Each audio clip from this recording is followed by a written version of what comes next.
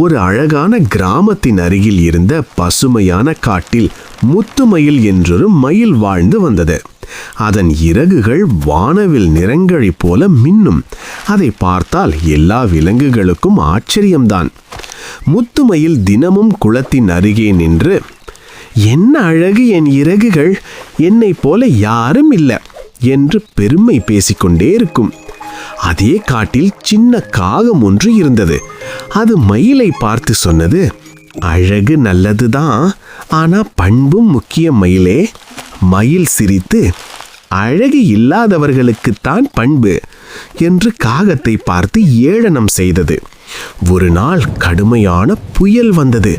மழை, காற்று, இடி.